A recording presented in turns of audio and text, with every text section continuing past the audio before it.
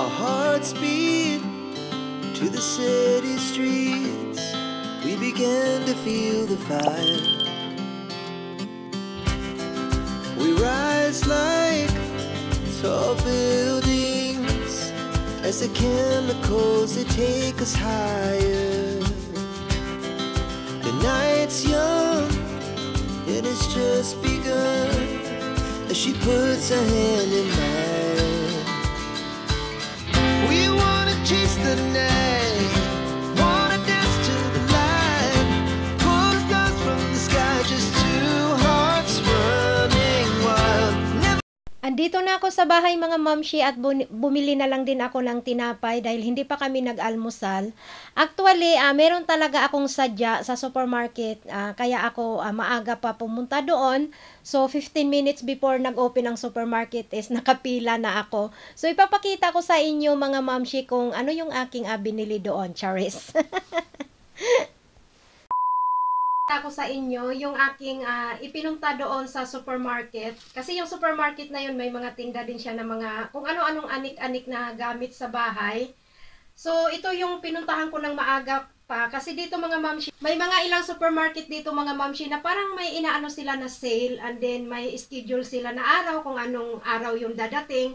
So kung gusto mo yung isang item kailangan talaga maaga pa nandoon ka na kasi kung hindi ka makakabili kasi yung dumadating na item is hindi marami mga mamshi, ano lang, halimbawa tatlong ano lang or apat, basta hindi siya marami, minsan naman dalawa lang. So kung talagang gusto mong bumili or gusto mo bibilhin ang isang item na yon, maaga ka talaga pupunta before sila mag-open, kailangan nandoon ka na, nakauna ka sa pila para pag-open nila, ikaw ang unang makapasok. Kasi nag-aagawan talaga yung mga tao doon mga mamshi, kaya ayan ang aking binili. So ito pala yung isa, ay nahulog, natanggal. Maliliit na towel pang pang kitchen kasi meron ako doon, Diyos ko ang tagal na. Mga I think mga 8 years na yun mga mamshi. Ayan, masyadong maliwanag but ano siya, kulay blue ito, and then ito beige, and then ito parang itim na may halong puti. Ayan, so tatlo, mura lang to siya, 35 lira lang. Isa kong binili, or dalawa pala, na kailangan ko.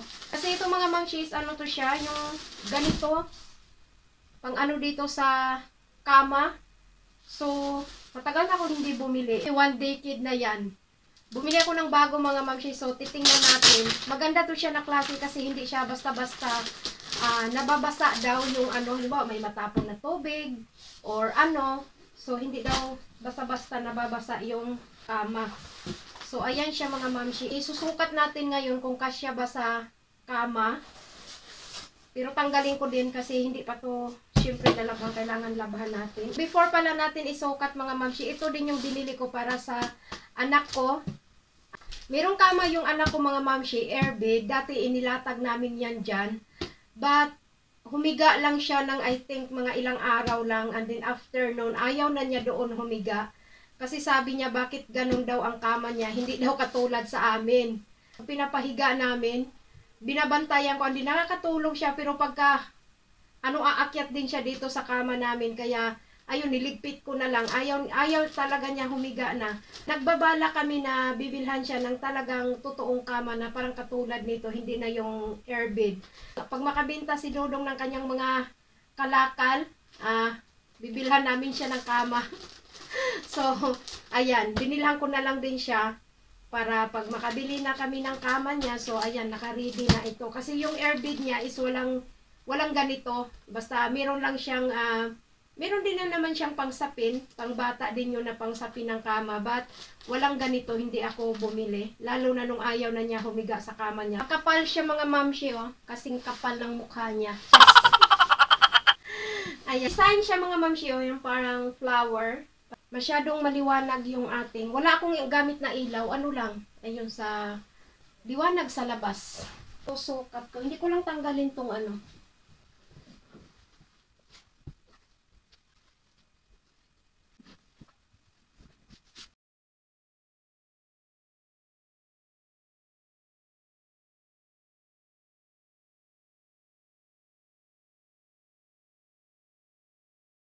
Tama para talaga siyang sinukat.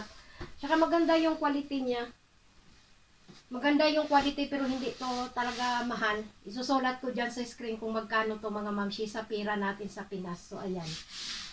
Naging happy naman ako. Tanggalin ko muna to. Kung napapansin nyo, nag-iba na naman yung ayos ng aking kwarto. Tinanggal ko yung cabinet. But hindi pa talaga to siya tapos mga mamshi. Ayun, dami pang kalat. Kasi hindi ko muna final ang pag-ayos nito. Kasi yun na nga. Inaantay namin na makabinta si Dodong ng kanyang mga kalakal. Kasi nagbabalak talaga kami na bilhan ng sariling kama yung anak namin. Kasi ayaw nga niya matulog doon sa airbed. Although kasya naman kami dito mga mamshi, maluwag tong kama na to. But syempre, lumalaki na siya, kailangan ihiwalay na namin siya. Although dito pa din sa kwarto, namin ilalagay yung kanyang kama. Kasi isang kwarto lang tong tinirahan namin mga mamshi. Maliit lang to na bahay. Although itong kwarto medyo malaki. So pag ilagay namin yung single bed, kasyang-kasya pa. Andin yan, malaking cabinet. Andun din yung cabinet niya. But I think itong sofa, kasi yung single na sofa, pinasok ko dito yung isa. Ilalabas namin yan. Din yung isang cabinet na may mga drawer na andun yung mga kwaknet namin. Pinatong ko doon sa ibabaw ang TV. So I think ilalabas din namin yan. Kaya ngayon hindi ko pa pina-final talaga yung pag-aayos dito kasi ganun din naman pag aayusin ko din so magpapagod lang ako. Kaya saka ko na lang talaga to ayusin ng maayos.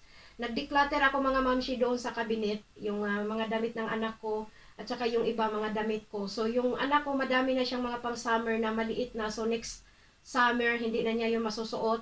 Kaya nag-isip ako saan yun ibibigay. And then, itong kama na to, maiiba na ang forma nito pag makabili na kami ng kama. Saka na lang namin ayusin to pag andyan na yung kama. Kasi ngayon, gusto ko sana ayusin. Kaya lang syempre, hindi tayo makapag-decide kung saan ba talaga siya dapat banda. Kasi syempre, wala pa yung kama. So, titingnan natin. Saka na lang namin to i-final pag-ayos. So, dahil isang kwarto lang tong tinirahan namin na apartment, mga mamshi, kaya dito lang din yung anak namin. Although naman mga mamshi, sa totoo lang, kaya naman namin lumipat ng mas malaki na apartment. Siyempre, pag mas malaking apartment, mas mahal ang rent. Kaya naman sa kaya. Kaya lang, napag-desisyon na namin ni Dodong, lalo na ako. Ako talaga noon pa ang nag-aano na huwag tayong lumipat sa mas malaki na apartment. Kasi siyempre, pag mas malaki, malaki din yung rent. So, baka lalong hindi tayo makakaipon ng pambili ng sarili nating payag. So, sabi ko kay Dodong, magtiyaga na lang tayo dito, magtiis na lang tayo dito. Ang importante, may nasisilungan. Kahit paano naman mga mamshi, comfortable kami dito sa kwarto kasi maluwag tong kwarto. And then ang sala maluwag. Ang lang sa bahay na to is yung kusina niya maliit. And then yung CR at saka banyo, hindi ko gusto. But wala kaming magawa. Hindi namin pwedeng ayusin kasi hindi naman namin to bahay. So ang pwede lang namin gawin dito is pintura lang. But yung pag-aayos-ayos ng mga kung ano-ano, hindi siya pwede. Although pwede, kaya lang, syempre, gagastusan mo yan, kung aalis ka, hindi mo naman pwede kunin, halimbawa, ayusin mo yung banyo. Hindi mo na pwede kunin yung pag-aayos doon, hindi mo naman pwede yung singilin sa may-ari ng apartment. Comfortable ako sa but syempre, mas gusto natin mas malaki, konti, kahit konti man lang yung tinirahan natin at mas gusto syempre natin na yung anak natin may sariling kwarto kasi lumalaki na. But ngayon, medyo ganun muna kami sa pera kasi yun na nga, may pinag-iipunan kami na hopefully, ayan, makabili kami ng sarili naming payag para, ayun, yung anak namin may sarili na siyang kwarto, o diba? And then, ayan, kaya ngayon, ganun muna kami sa pera. Halimbawa, yung sahod ni Dodong, na kalahati lang talaga yung ginagastos namin. Yung kalahati is tinatabi, dinadagdag namin doon sa mga iniipon namin na pangbili ng payag. Hindi mo mapaayos or hindi mo mapaganda yung ganito kasi syempre hindi mo naman sarili yung pag-aalis ka, hindi mo naman pwede. Halimbawa, katulad niyan, ang banyo, ipaayos mo, pagandahin mo. Hindi mo naman pwede tanggalin yung mga tiles doon kung aalis ka, di ba? And then yung CR, paayusin mo, pagandahin mo. Hindi mo rin pwede tanggalin yung mga kung ano-ano. But okay na sana tong bahay na to. Maluwag ang kwarto niya, maluwag ang sala. Ang ayaw ko lang talaga kusina maliit. Banyo at CR, ayaw ko din, pangit.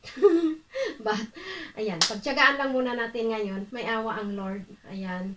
sa pagtsatsaga, pagdadasal, pagtitipid. Ayan, awa ng Diyos, malay natin, o diba? So, yung ating vlog for today, mga mamshi. Bye-bye. Thank you for watching.